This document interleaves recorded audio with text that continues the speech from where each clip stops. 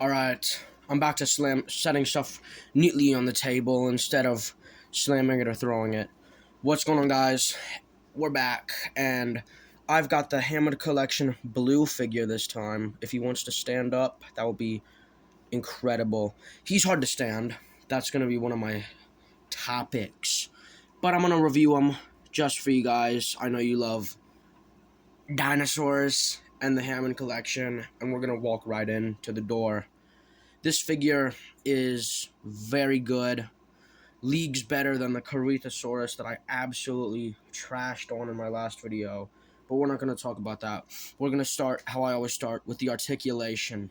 The head, which I will zoom in on, fairly simple. Focus, focus. There we go.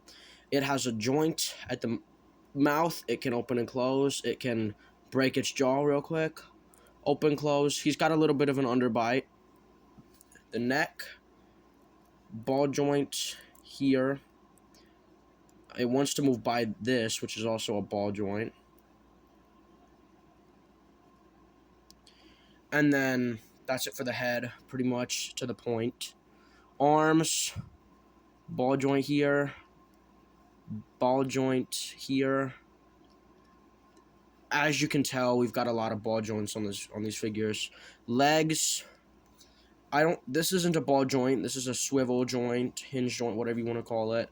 Down here, this is a ball joint. It's, again, pretty stiff. The foot has a very nice ball joint.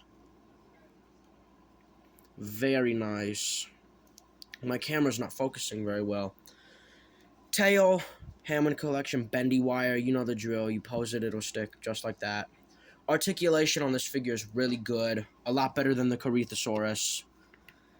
It's a little tricky to pose. My only complaint with the articulation is, unlike the previous Amber Collection, which was its father series, or might as well be, it can't move its toe claw, which is kind of disappointing for a velociraptor figurine. I think it should be able to have that feature.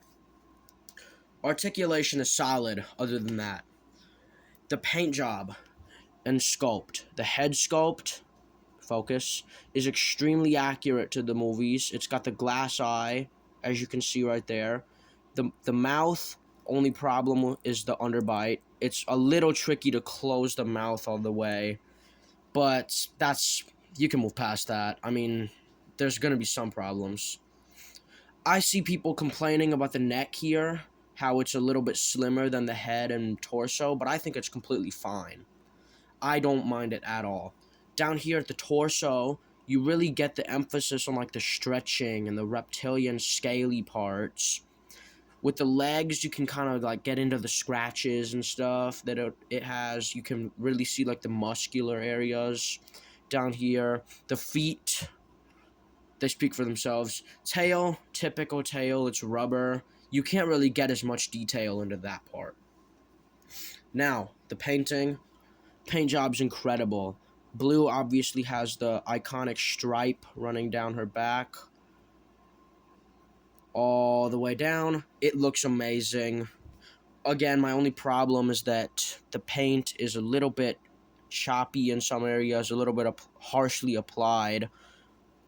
Blue has some little brown scratchy bits on the legs and down here. Again, it really adds to the realism of the figure. Airbrushing down the underbelly looks incredible, like completely solid. I don't like the way they connected the jaw to the airbrushing. The jaw looks like a different color there.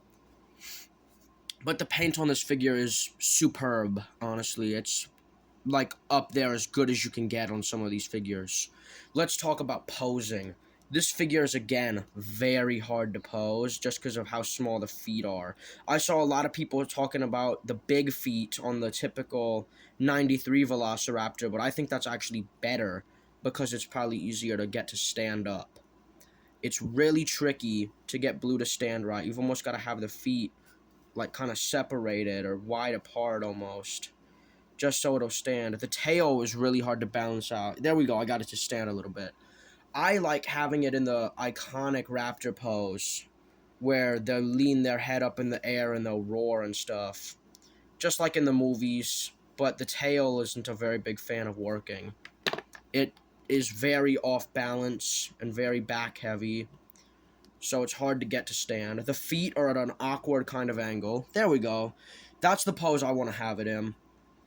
It's at a very awkward angle on the feet down here, so like half the foot will be kind of standing up a little bit. Other than that, this figure is extremely solid. With my few complaints, I'd say you should buy it, and I'm going to give it a solid 6 out of 10. It's better than the Corythosaurus, not as good as the Metricanthosaurus.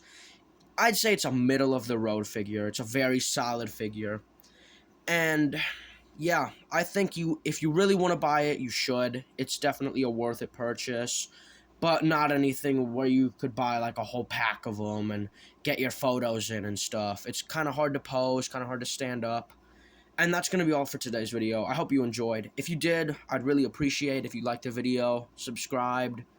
If you made it this far in the video, thank you very much for watching, and I'm going to catch you guys on the next one. See ya.